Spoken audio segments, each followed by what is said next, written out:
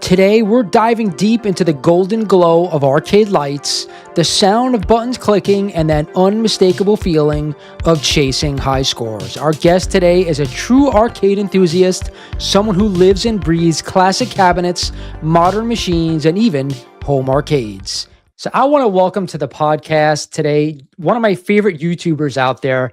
His name is James, and he has one of the most iconic YouTube channel names, and it caught my eye the first time I actually, clicked on one of his links. Say hello, everybody, to James Hates Everything. How you doing, bud? I am doing excellent. Thanks for having me here today. How are you doing? I'm excited to be here.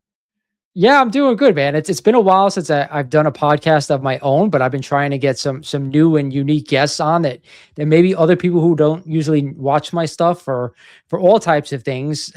Having new people and new experiences to me is what this is about. So again, I appreciate you coming on with me. Just talk about one of our favorite subjects, and that's the arcade, right? Absolutely. I love talking arcades, honestly, comics, toys, all that stuff. But yeah, arcades, obviously my channel is centered around arcades, so it's definitely near and dear to my heart. I saw that on Instagram. I followed you on Instagram, and I saw me and you into some of the same things. Like I saw He-Man and some other stuff on there as well, some toys. I got a little excited when I saw that as well. But today we're going to stick to arcades. Maybe another time I'll bring you back on with some other toy guys, and we can talk about that too. But the first thing I have to ask you is that, do you remember? And I'm sure this is your first experiences when you were a kid. The first arcade game you ever played? And that's a tough question. It is a tough question, mainly because my memory is really bad to begin with. But I have memories of the early days of arcades. I just don't remember the very first one, right? I Yeah. can remember going with my dad to a small arcade, in Kansas City that had Star Wars, right? That's that original, early late 70s Star Wars with the vector graphics, right? It just that was an iconic memory that stood out as like really one of the first true arcade games that made an impression on me.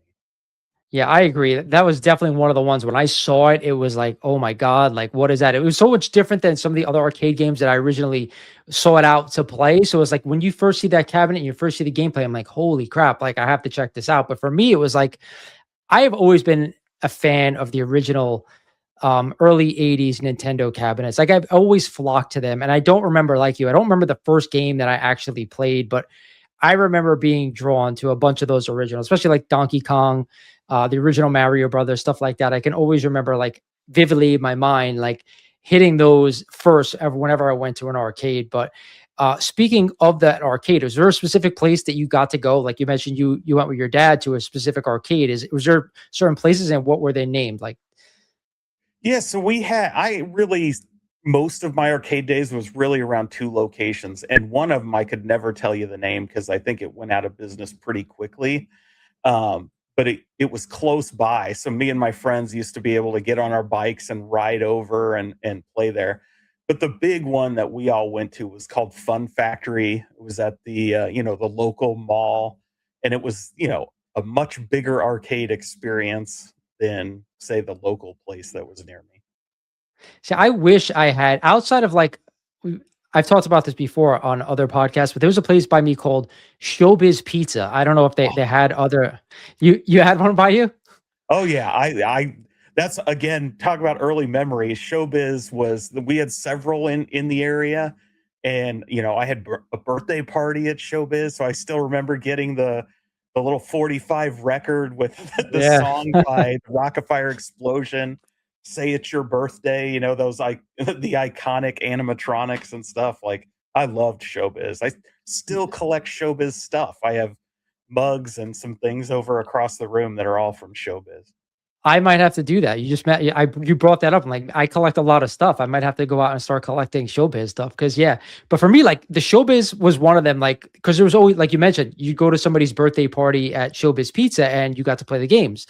Another one was the rink. When I grew up, like the roller rink by me, like they had a back room with arcades in it. So like, I remember playing Double Dragon there for the first time. And I was like blown away out at this game. Cause I knew nothing about it. My friend like finally introduced it to me when we were at the rink, and I was like, holy crap. But those two places especially were to me, like where I got to play some of my favorite arcade games. The other, like, I don't know if you had this, but like there'd be like lots of local pizzerias by me where I'd go and I'd be able to go and like have a pizza, but they'd also have one or two arcades like in the corner. Do you guys have that by you or no? Yeah, so I wish we had local pizzerias where I grew up. Most of them are all chain restaurants. But I mean, who doesn't remember Pizza Hut? You know, Yeah. they would always have, you know, a cocktail table of Galaga or something like that growing up. So always loved going there, and you always had to play the Galaga when you were there. Yeah, I agree. Galaga is one of my all-time favorite games. In fact, I put out a video like 6 months ago. My top arcade games that I played, and Galaga made that list as well. But what would you say? And this is another really hard question. But if you had to pick an all-time favorite arcade game growing up as a kid doing that, what would it be? Uh, it really, I think, would boil down to the genre. I mean, like, overall, the one that sticks out the most is probably Street Fighter 2 Championship Edition, strictly because it was more my high school age, right? And we were Yeah. always going up to the 7-Eleven or Circle K, and everybody's quartering up and battling it out for hours and hours. But you know, I really, for me, a lot of the earlier ones really stick out a lot more. If I just want to play a quick game like Mappy or Tapper, like those I can go to anytime again over and over. Whereas I won't go to Street Fighter 2 too much these days, but back in the day it was a blast. And you just nailed it right on the head. Like, cause I feel the same way. I feel like the more simple the game, the easier it is to go back to and play now, especially as adults, even as kids, because like I feel like some of the games like we mentioned Gallagher earlier, by no means was it an easy game, but it was a simple game. Whereas you're just mashing a button and trying to nail all the bugs and all the things there. So like I feel like I've always said that when I talk about arcades, I've always flocked to the more simple games, and I think you kind of feel the same way, after what you just said. Yeah, I think the reason arcades are really, you know, exploding in popularity these days and those old games is because of that. You know, too many times modern games require investment of 20, 30, 100, Yeah. 1,000 hours, and it's really hard to find the time to dedicate that much time to one game. Whereas, you know, you can go back to an arcade, jump in, play, you know, for 20 minutes and have a blast and have played like the game 10 times or 15 times, depending on how good you are, and just walk away and not have to think about it anymore. So I really think it's that quick, short experience that really is popular right now because modern gaming isn't really giving you that. And so it's filling that gap that people miss, I think. I agree. You brought up modern gaming. Is there a game that sticks out to you from the modern gaming? And I'm still talking about arcades at this point because like I kind of grew out of the arcade, and I shouldn't say I grew out of it, but as you get older, there were less arcades around. Like Showbiz Pizza didn't exist anymore. By me, they turned it into a Chuck E. Cheese, but it's still around, but it's really not as popular as it once was. So like, is there that modern game where you kind of like was like, all right, this is a game I could see myself playing for a while? Yeah, so there are a few modern arcades that I think would be really cool to own, right? And to be able to play a lot. The problem is they're more experience driven, so they're very expensive. They're not likely to be replicated. One in particular, there I can't remember the full name of the game, but there's the Godzilla VR game that came out a couple years ago. It's incredible. It's like a amusement park ride. You got VR on, and it's an on the rail shooter, and you're really interactive and scale. It's just an amazingly fun game. But you know, you're paying a small arm and a leg for every time you play it.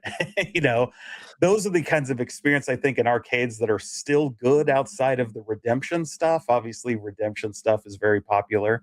But that experiential stuff that you really can't take home is still real fun at the arcade.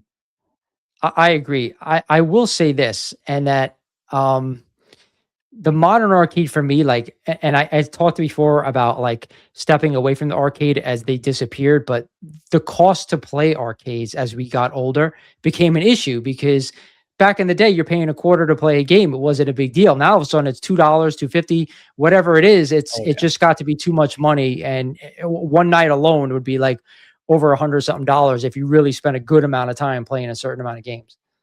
Yeah, and I think that's where at least the barcades and some of the more non-new arcades, so they're, retro arcades, they don't carry a lot of the new stuff, where you just pay like $10 and you could spend all day in there, and just play as much as you want. That I think is a good experience for people that just wanna go out and have a good time with the family because it's not that expensive.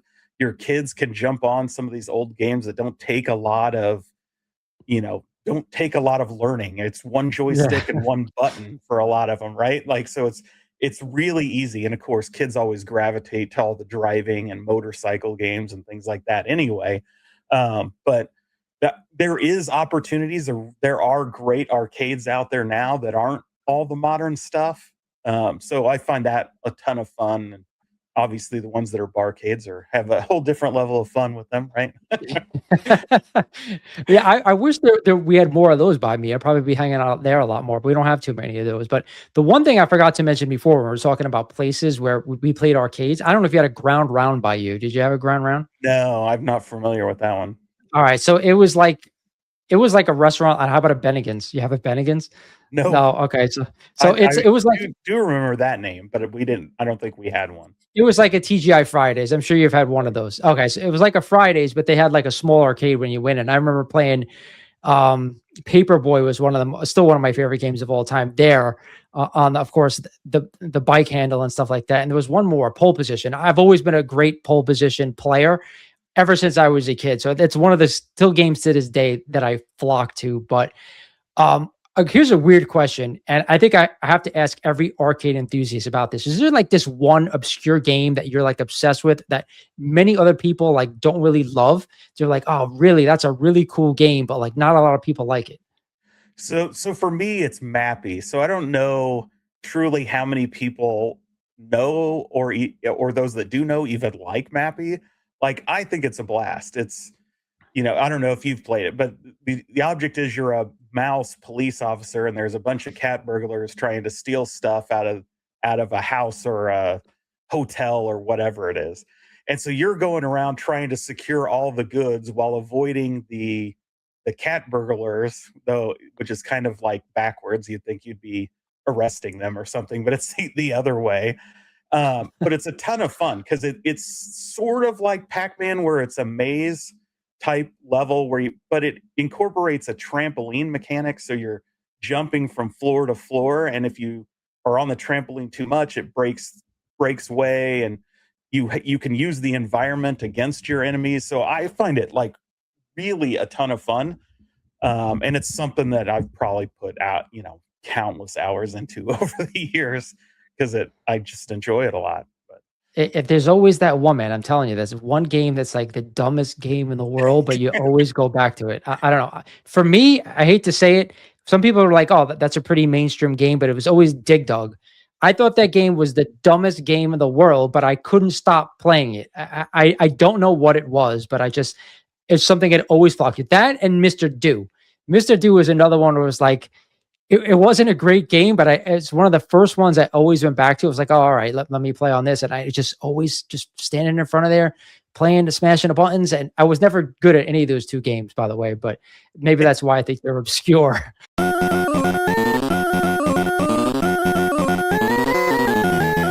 Now we're adults, right? So we've come back into the arcade world, and you cover a lot of arcade stuff in your channel. I've done it minimally here, but what do you think makes a good arcade experience, whether at home or at an actual arcade? so I definitely think it's the atmosphere, at least for me, right? So I think there's a lot of people who are like, hey, I just want to play the games, and they're good with like a multicade or even emulation on a console or something, or a PC. But for me, it's very much atmosphere, right? So I want to see the rows of games. I want to have the black lights and the dark atmosphere and all the neon around. And then it's people, right? So it's a mixture of all those things that I think really make that arcade experience what it is.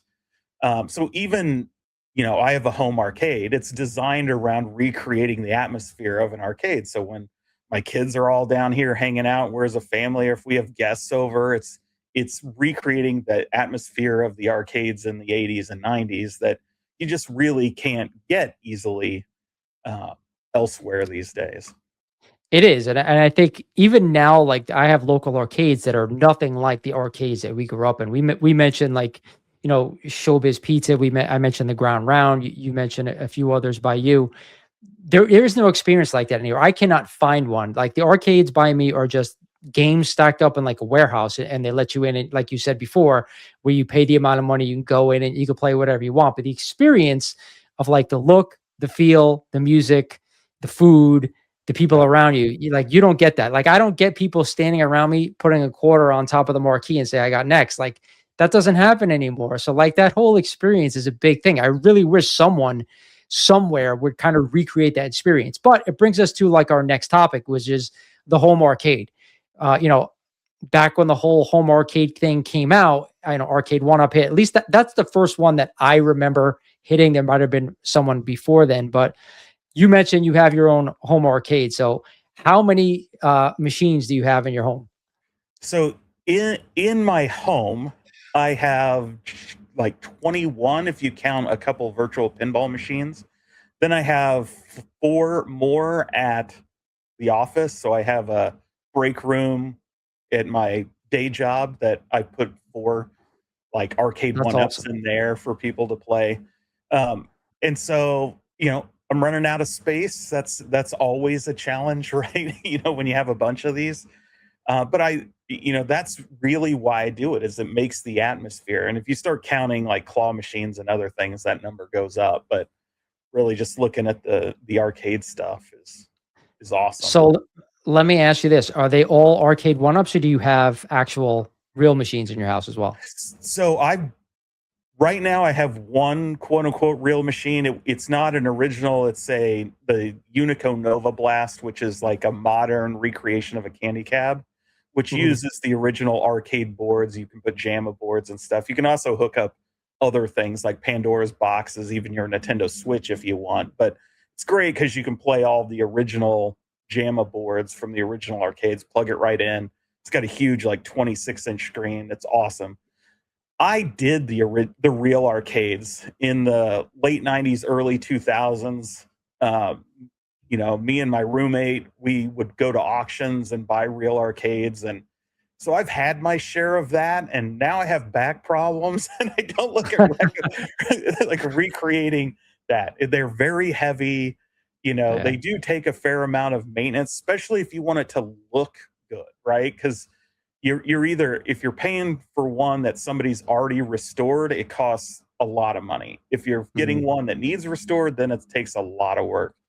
Um, the arcade one-ups aren't the greatest, right, from a quality standpoint, but they scratch the itch enough, and they're light, easy to move around, and they recreate the atmosphere. So I've steered clear of the originals just because I've done that before and have no interest going back down that road. It's hard because believe it or not, I grew up with an arcade machine. So I mentioned this before. I was a big Nintendo Yeah. kid. So much, in fact, that like when I was in my, before I hit my teens, I actually asked my dad to buy a uh, repurposed Punch Out, the original Punch Out machine, and we found one for a decent price. And I contributed a little bit of cash, he contributed a little bit of cash, and I convinced him to buy it and bring it home. And I got to tell you, how many nights he got aggravated with hearing body blow, at 11 p.m. at night. So, but having an arcade at home, arcade machine at home, I got to tell you, an original, there's nothing like it. Now, unfortunately, as I got older, we moved. It was in my dad's basement, and when I was in college, the house caught on fire and ended up damaging the machine, and that was it. I tried to find somebody to come in and fix it, but he said the board had been damaged and I need to get a new board. And I said at that point,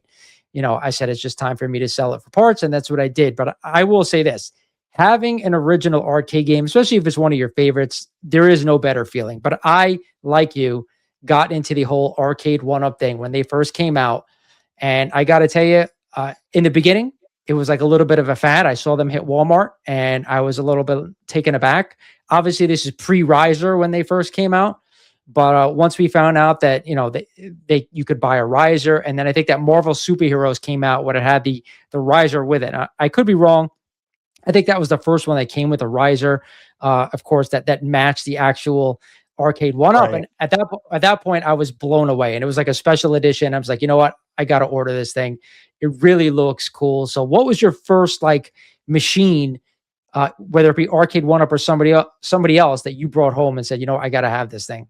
Yeah, so obviously post COVID, really, right when all this stuff started popping up. If we look at that time frame, obviously I saw arcade one ups in Walmart, like you were talking about early on with the Street Fighter 2 and like the Galaga that had no riser, and I thought, wow, these Yeah, are pretty cool, but they're very short, right? Like yeah. I'm not going to sit on the floor and play this, or so I stayed away from them at that point. It really was um, quite a while later, I saw the first Star Wars that was released, and I was like, "Oh, I should get that." And even then, I put it off, and it was gone. And then finally, I had gotten a promotion in my job. I was like, "Whatever, I'm just going to reward myself. I'm going to go buy a Mortal Kombat 2," and it was the Legacy edition. So this was later, like 22, I want to say, when those came out. And then within 2 months, I had 13 of them. Like, they just started multiplying. I think within the first year, I was well over 20 and have gotten rid of some since then and bought others. But I always tell people you got to watch out, because once you get one, it opens the floodgates of, oh, now I want this and I want that. And it really does become an addiction of sorts. 100%. I remember, and I don't know if you remember this, but they went on like clearance at certain Walmarts, and you could search like the Walmart, like in the app, like who had what in stock and who had something on Oh, yeah. sale. And that's how I would go ahead and try to find these things. And that's how it became an addiction, because I'd be going out looking for deals on the arcade one ups, and I'd picking up like which one? The Space Invaders I got for like $100. I was like, oh man, if I could keep finding these, I'll keep buying them, because I had this extra room downstairs. So I was, of course, my wife is getting annoyed. That's a whole different story. But I was buying them on the cheap and then assembling them and putting them all in the room. But what do you think out of the arcade one ups that you did buy is your favorite when you purchased it, that you think you spent the most time on? Well, for me, the one I play by far the most to this day is NFL Blitz. And that's one I have at the office. It gets played all the time, not just by me, but by other people. I'm a big football fan. I've always loved Blitz. And although that particular cabinet had its criticisms, like they removed late hits, it was missing a few players, it was still the Blitz I remembered, right? And so I love playing that. So I play that one to death. And that's one, you mentioned the deals. That's like one of the few that I actually paid full price on. I would stupidly pre-ordered it. One thing you learn in home arcade is don't pre-order any of this stuff. But pre-ordered it to get a free hat, and then they showed up at Sam's Club way before the people who pre-ordered stuff got it. You could just walk in and buy it, and it came with extra stuff, and it was like, what is going on? But I still love that one to this day. It's great. But the deal days were the best, right? Like there were sites that just told you where all the deal were. We Yes. were all in the habit of checking it multiple times a day and hunting those down. And, I can remember getting like Simpsons for like $92 at a Walmart and driving an Wow. hour because only one had it in stock at that price. But those were the fun days of home arcade, where the deals I, were raining I down. I agree, and that's where it like really kind of pumped up the market. And then right after that, is kind of when like arcade one up kind of shifted into giving us a little bit better quality arcades, where you started to get the not the XL versions, but I forgot what they call. Where you got the Killer Instinct, which was like a The Yeah, they had the deluxe and then the XLs yeah. that in So there. the deluxes really look great. So the more they got into that, they looked a little better. But for me, what it came down to was like I'd be in there playing certain games, but it wasn't enough. It wasn't enough to have 3 or 4 or 5 or even 6 arcade machines anymore. I wanted more, and modding came Oh yeah. into our space. And of course, the ETA Prime video came out, which is like got if you go back and look for that video now, how viral that video went is crazy. But I know you've done some mods only for the fact that I saw you post a video about GI Joel, who does his own mod, and I actually questioned you about it, and you told me about it, and I actually ended up purchasing it as well. I didn't get it yet. He's still working on it. But when did you get into modding these arcade one-ups? And tell us how you did it, because there's different types of mods. What kinds you have? Yeah, so pretty quickly, I mentioned that Simpsons one. That was one I almost modded immediately. Simpsons is great. I love the game. That's why I bought it. But although it's got Simpsons bowling on there, it's basically just one game. But that had a very easy soft mod. So, there was a group called Team Encoder, which is a hacking group that releases hacks or soft mods for a lot of these games on Arcade 1-Up. And that was one of the first, and you could load the Ninja Turtles arcade game, or from the actual APKs from Arcade 1-Up. So you'd have the actual Turtles cab software running on yours. The only thing that didn't work with those is the online. And then they just started adding more and more and more to that hack. So that was really the first one, and it plays everything from like Cadillacs to dinosaurs to Sunset Riders to TMNT. There's probably close to, I think, 100 or just under 100 multiplayer games on that hack. So it's an awesome addition to that one cab. You can just jump into any of these co-op fighters and stuff in there.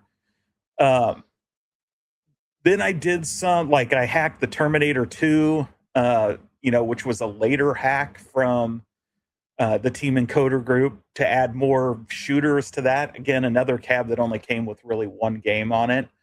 And that one was difficult, so it's one I don't recommend people actually try, because a lot of people had issues with it and it caused problems with their cabinet.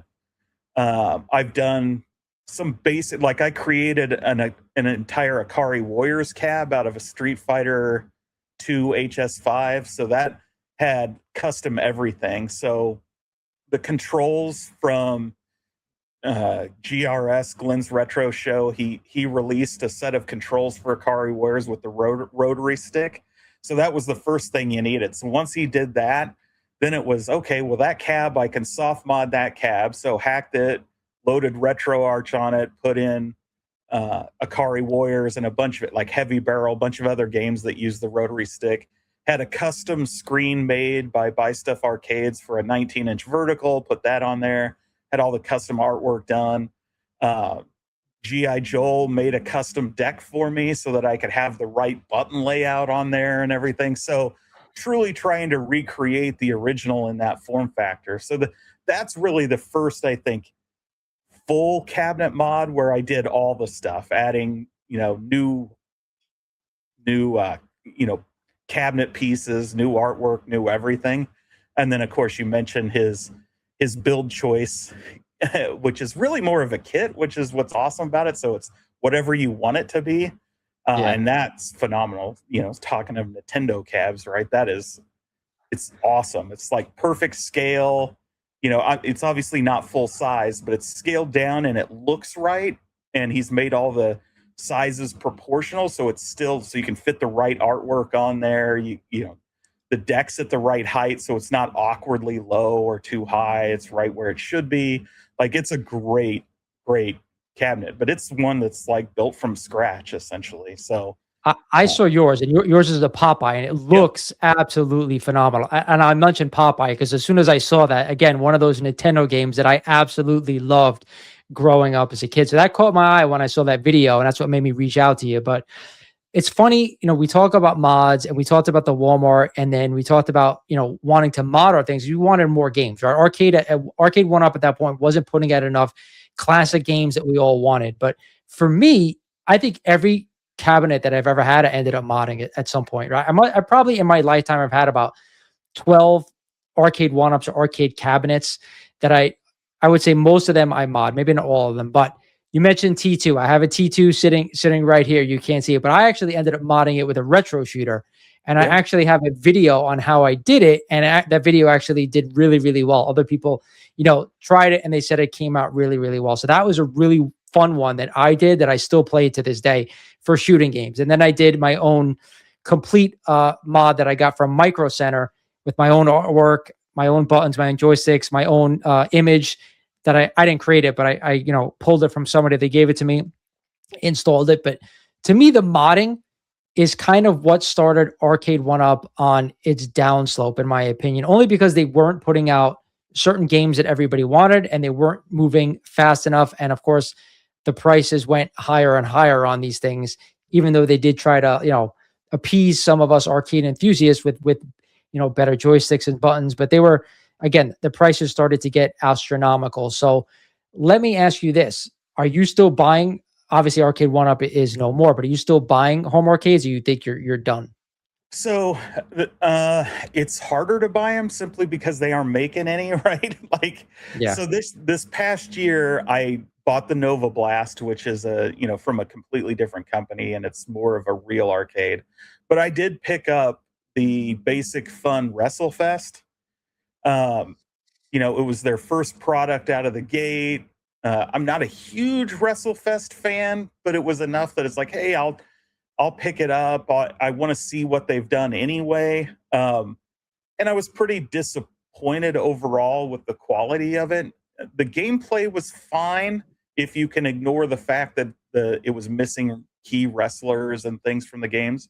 The controls worked like any arcade one-up controls do. So you knew what you were going to get there. You're not getting competition sticks and Mhm. buttons. You're just getting everyday cheap stuff, but they work. But the printing quality wasn't as good on the side art, on the marquee, on the deck protector was the wrong color because of whatever protecting coating they have on it. It's not a protector, but the deck cover. So there were a lot of things I just didn't like, quality concerns I had. So that was one of the first ones I ever sold. I was just like, I'm never gonna play this. Like it, Yeah. I could. That's one I think if you're a big WrestleFest fan, is still maybe worth owning when you can find it on sale or on clearance or secondhand. Because as you mentioned, like Buy Stuff Store, they have a mod for that adds the wrestlers back in, that adds a ton of other wrestling games, and fixes the artwork. Puts the right artwork back on there, and then you can get a bigger screen if you want stuff like that. So there is a pretty cool mod out there that would make that for fans that are real of the real arcade get it pretty Yeah. close to the original. So we talked about obviously OG arcades. We talked about Arcade One Up, and we talked about mods so far. So what do you think is lacking to give us that arcade experience? Because like it wasn't a true experience that we got that we were looking for, in my opinion, right? It was a great novelty. It was a great niche. It kind of brought things that we hadn't had in our homes before, but it still didn't give us that nostalgia that we were looking for. Is there anything that an arcade company can do right now, in your opinion? And I hope they watch this, because there are a few companies out there that are coming to market with some arcades, like Basic Fun, like our Iconic Arcade, which maybe we'll touch on, maybe we won't. But is there something that these guys are missing that they should know? Well, I think it comes down to what I think at least people in the home arcade community want, which maybe is a niche of an overarching thing, is I think that by and large, most people want as close of a recreation as they can in an affordable scale.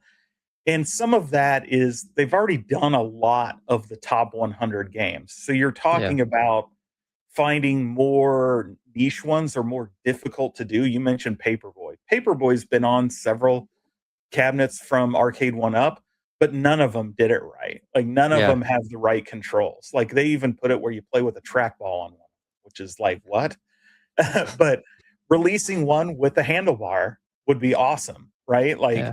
it's like, yeah, you might not get a whole bunch of games on it, but you get the experience from the arcade that you won't get any other way. You're not going to get that off an emulator and a PC, unless you go out of your way to have special controls made or something. You just can't do it.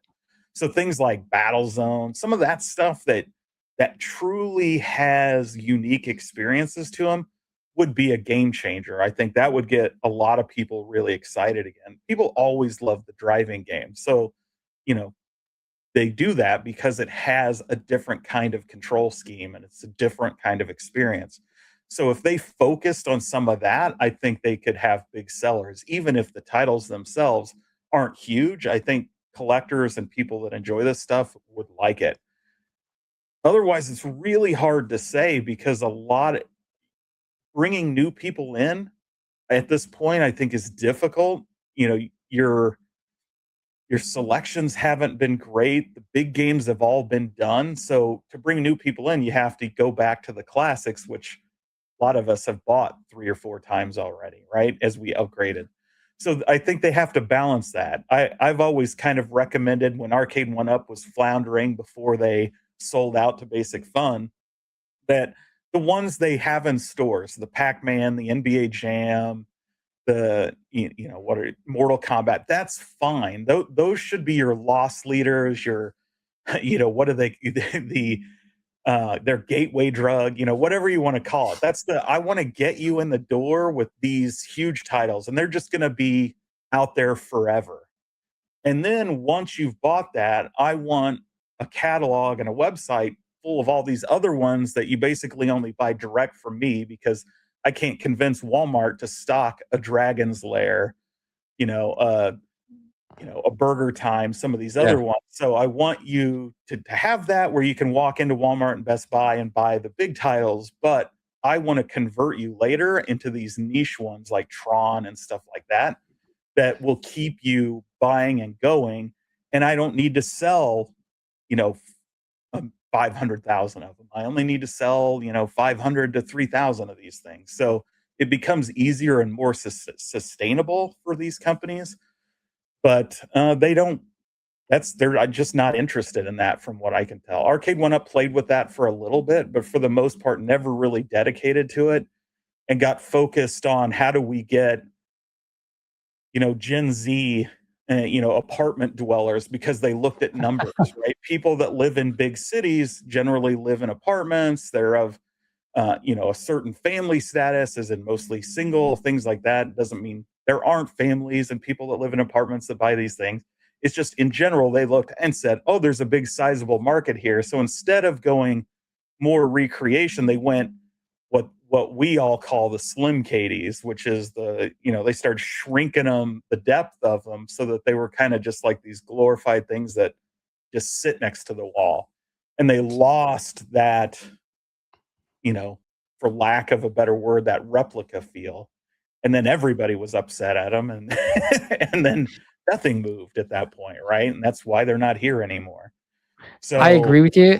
I agree with you. I think that, for a minute they were kind of listening to everybody and what we yeah, wanted. We wanted better joysticks, we wanted a bigger screen, we wanted more of an arcade feel. They started going to like an XL cabinet or a deluxe cabinet, like we talked about, the bigger size cabinet. The problem is, they were a little bit too expensive. But also, what about licensing? Like, you and I are probably aren't privy to, what licenses cost to put these games out, but how much of a home run would it have been to capture some of these other licenses for these games that we grew up with? I mean, I know it's probably near impossible to get a Nintendo license, but if somebody were to ever capture that and put that in an arcade, I think they would do pretty well. yeah. I mean, the Nintendo, right, is the holy grail of Yeah. licensing. Many have tried, no one has succeeded when it comes to the home arcade. Now, I do know one company is closer than anybody else has ever gotten, but they're not larger scale. These are micro size things. So we'll Okay. see how their success goes. But yeah, that's the holy grail. Everybody knows if a company produced a Donkey Kong, it would be a massive hit overnight. It would be Yep. huge. If Nintendo embraced the home arcade uh, market in general from that aspect, it would grow it tremendously because it would bring a lot more attention. If you could go out and get the Donkey Kongs and the Popeyes and the Mario Brothers and the Play Choice Tens and Punch Out, which is one of my favorite, right? Like all of those would just bring so much attention into the space that then a lot of other ones that maybe are more niche would be more attractive because they'd be just looking to sell as many as they could of anything. Mm. But licensing is a challenge. I will say, I don't think it's as expensive as a lot of people think it is. I think certain IPs, maybe when you talk Mortal Kombat or Street Fighter, but a lot of the challenge around arcade licenses is figuring out who owns them because these companies have traded hands so many times. And then for those companies, like a lot of Midway games, right? They fell into Warner Brothers' hands. Well, Warner Brothers doesn't care about any of these things. So saying, hey, you own this license, we'd like to license it. For the Warner Brothers, it's the money involved in it isn't worth their time of having the lawyers track down all the rights holders in order to write the contract to let you license it. It's not that they don't want you to have it. They would do it if it was easy. And so the ones that were easy, they've licensed. The ones that aren't, they're just like, we're not going to spend any effort on it. So that's been a challenge. Some of the stuff is just too old and too lost to everything that's going on. But the opportunity is there. In fact, Arcade One Up, one of the things I like to cover on my channel was the lawsuits and things around Arcade One Up, because I'm interested in legal stuff for some reason. Like, I'm not a lawyer or anything like that. I just find it really interesting. So, in the lawsuits, some of their licensing contracts were part of the discovery. So I have like their agreement with Atari, and they licensed more titles than you can possibly imagine. And they probably didn't release, but like maybe 10% of what they had the rights to, which is a shame. So they gobbled up those licenses and then did nothing with them. They just sat on them. Oh, And I wow. think they did that with a lot of companies because they had cheap money. They got venture capital loan like right out of the gate because they won some big awards early on. And so they got a lot of money right out, and they used that to gobble up licenses to block competition. And then, quite frankly, just spent money like it's water. And before they knew it, they burned through the money, and then we're in an unsustainable business model. And that's when things really started getting rocky over there. You had ownership changes, ousting of the people that actually knew arcades were all Yeah. forced out and left with, people that just wanted to, sell the things that didn't understand what they were selling. I think you just hit it right on the head. When people in general have an interest or an enthusiasm about something, those are the people you should probably be listening to instead of going away from that. But I understand being in business, that's not always the way it goes. But Yeah. outside of like Arcade One Up, obviously now they're no longer. Is there anything that you're interested in that is possibly coming out? Like we know our Icon Arcade is going to be coming out with the Double Dragon. That seems to me a little bit of interest for some people out there in the community. I myself am a big Double Dragon fan, so I haven't pre-ordered it, but I am, conscious to see what that's going to be and what it's going to look like when they come out. Yeah, I think Iconic Arcade is yet to ship anything. So hopefully Yeah. when I say anything, they did have an older multicade cab that was available in Europe and Canada, but in the United States, they haven't shipped anything. But they do have the Street Fighter Alpha and Street Fighter Hyper Fighting or whatever it is coming out very soon. Supposed to ship by the end of this month, there's 3 days left, right? So it should be shipping at least from China anytime soon. But you mentioned the Double Dragon. That's exciting. I know they have a few others in the hopper. I think they want to do 3 total this year. So they're doing the first group, then they're going to do the Double Dragon theoretically, and then something else. Basic Fun is the other company that's still producing these. So they've got Toy Fair coming up, right? 2 weeks away, 3 weeks away. And they're going to be at Toy Fair where they're going to show the stuff that they are going to release this year, at least parts of them. So pretty sure we'll see again the Teenage Mutant Ninja Turtles, which they showed last year, but they Mm. didn't release. So we'll see if that has gone through any changes, what that looks like.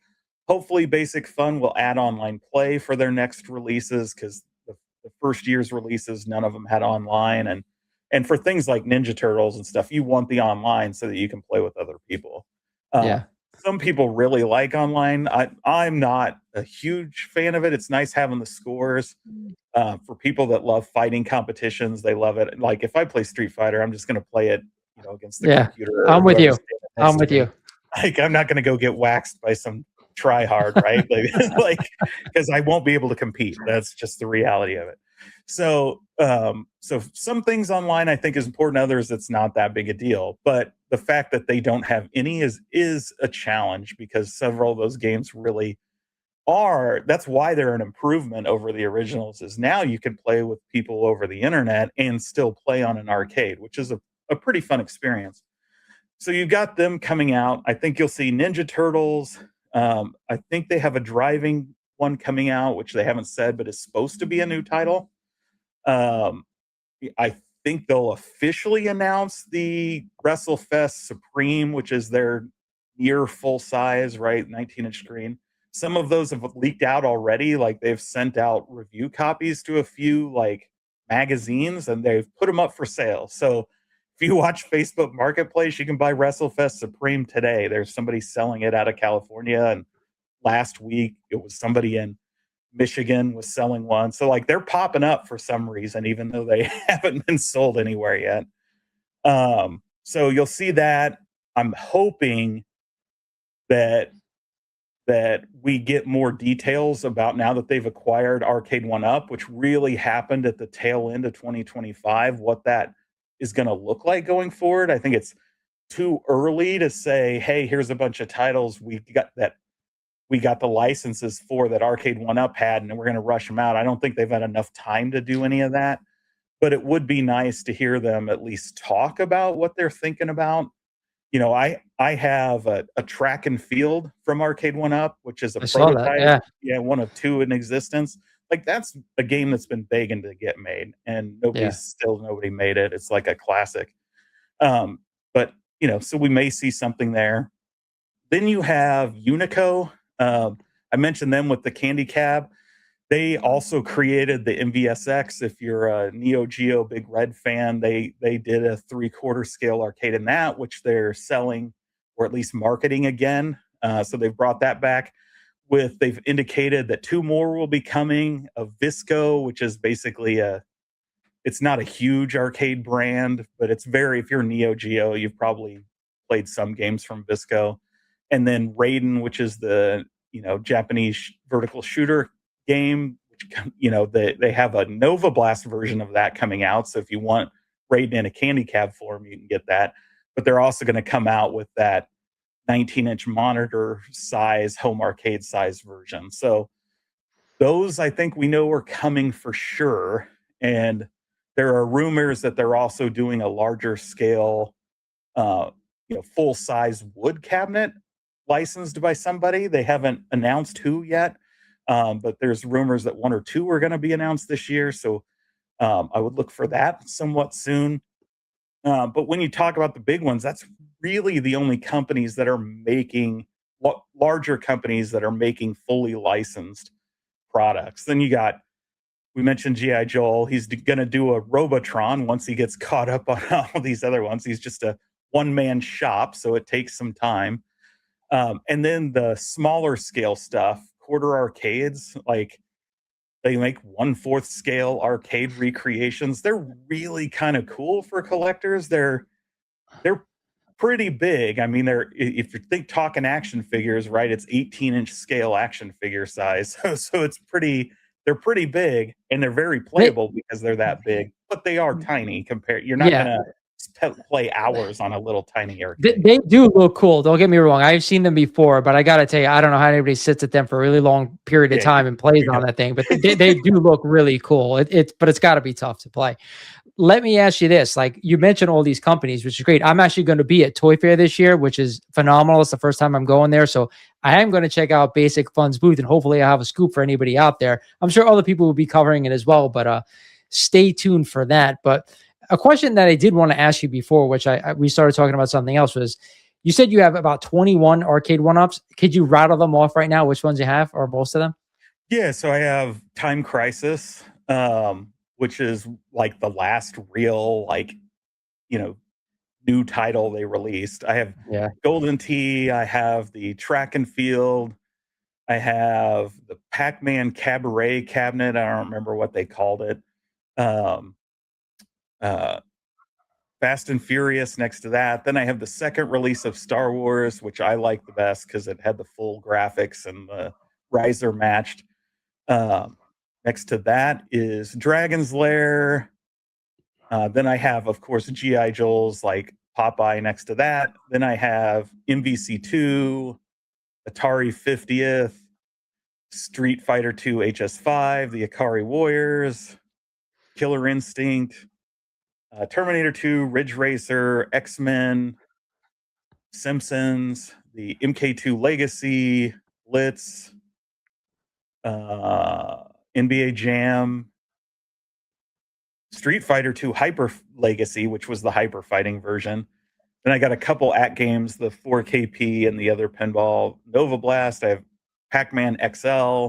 I have a claw, arcade one, a claw machine. I'm sure there's some I'm forgetting, but because I can't see them all over there right now. It's So with hard to remember everyone.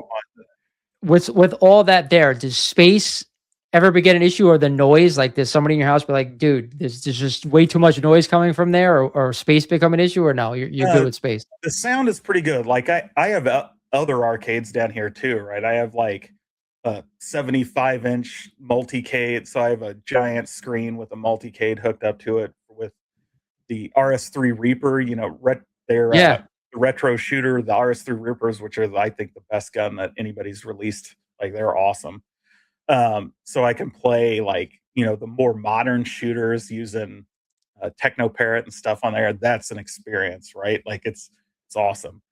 And then VR, like VR and arcading, that's to me that's the future. Like there's a couple VR games out there now. One is legitimate. That's it's called Arcade Ranger. It's on MetaQuest, and it's a typical arcade simulator. Like you run an arcade, that's how they do it, but you can side load ROMs on it and your own skins, and so you can actually make the classic arcades and make your own arcade and go hang out in it and play arcade games.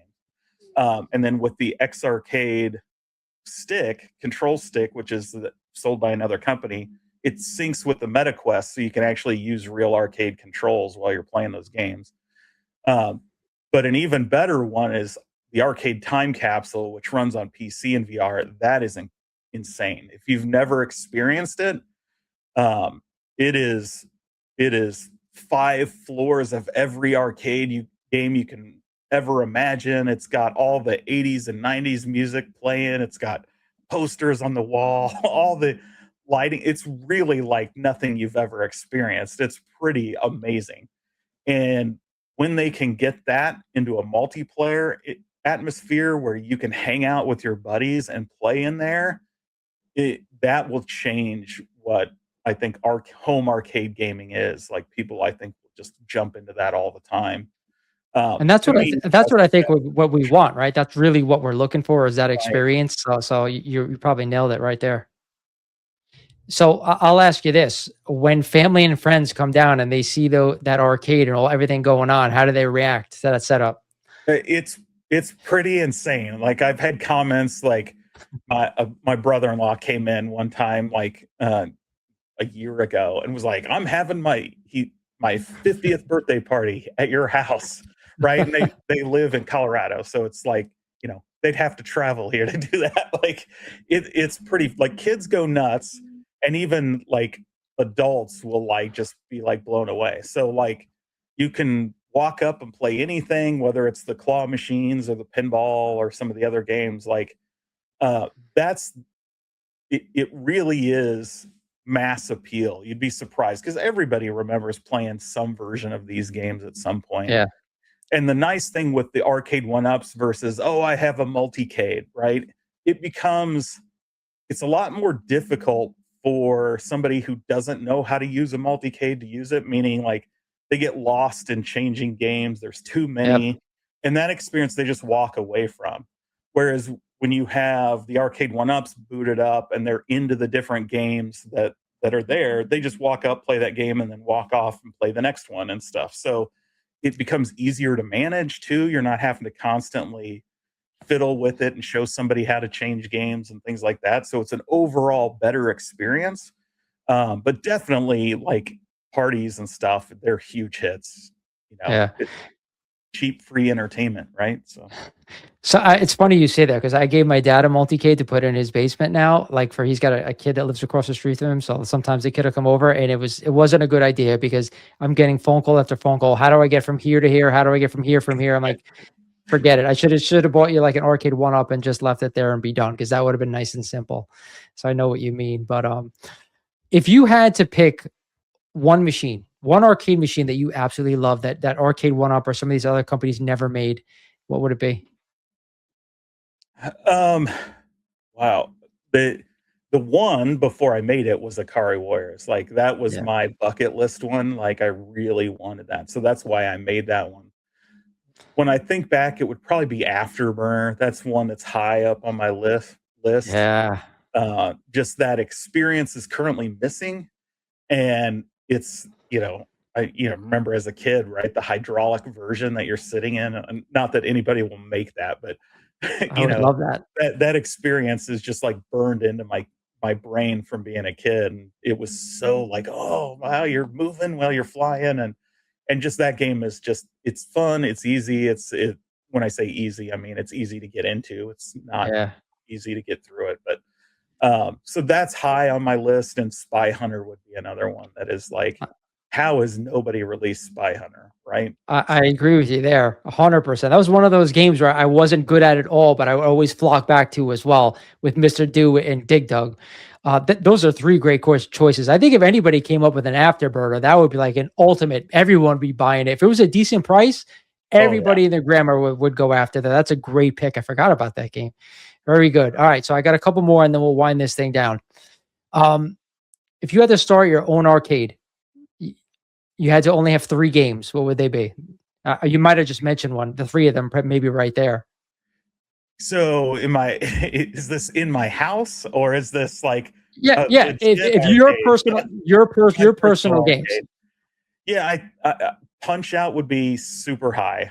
Like that is a game I can play forever. Like I'll play it on Nintendo all day long. I like the arcade version. I would love to have a legit multi-screen Punch Out.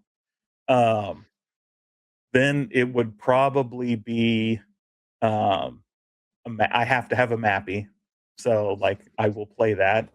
And then oh boy, I want to say Star Wars, but the reality is it would probably be something like Street Fighter or Mortal Kombat, because I enjoy that too, and it would give me a nice variety. Right, here's a fighter, here's a platformer, and I already forgot what Punch Out, right, a sports title kind of thing. So those would probably be the three that would have to be there. Like I would not get rid of those. I think that those are 3 really good choices. I can't tell you how much stress Street Fighter gave me playing that game in the arcade as a young adult, because I was not good at this game at all. I got a lot better once it came out on Super Nintendo. I was better on that than I was in the arcade, but oh my God, there were people whooping my ass on that machine every freaking time I went to the arcade. But on a side note, Punch Out, I've actually done 2 mods of Punch Out. My second one being the best, where it's actually like a miniature version. It actually looked just like the Nintendo cabinet, and I actually got the real Punch Out button. I don't remember where I got it from, Oh, but I that's ended up awesome. putting that in one of my mods. It was a great game.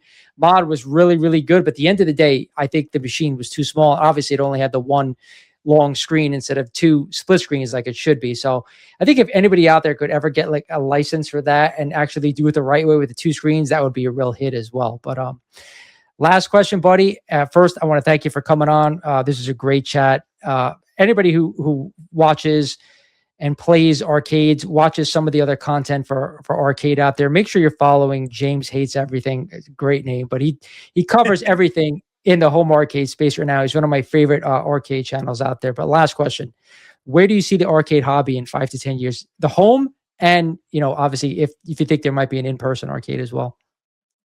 Boy, that's a real tough question, because we're at this period in the home arcade hobby where we came off a high post COVID, like almost every collector market, right? Like everything spiked and there was a lot of stuff. And with the biggest company in the space floundering for the last few years, there's not been a lot of hope. It's been wishes and unfulfilled dreams for like the last 3 or 4 years. And so, you know, for me, it's hard to still be optimistic after so much disappointment. But there are more companies now than ever making this stuff. So even though I'm somewhat pessimistic, that's an opportunity we haven't had for a long time. You had Arcade One Up doing these home arcades, and then it was just a bunch of multicades and things. So now that there's Iconic Arcade, you had Basic Fun. I know My Arcade continues to flirt with the idea of doing it. Um, you have Unico, and then you have some independent guys like GI Joel and others that are starting to make some stuff. I think there's an opportunity to have a somewhat of a renaissance or resurgence in the space. We'll see. Like, for that to happen, there needs to be some really interesting products released.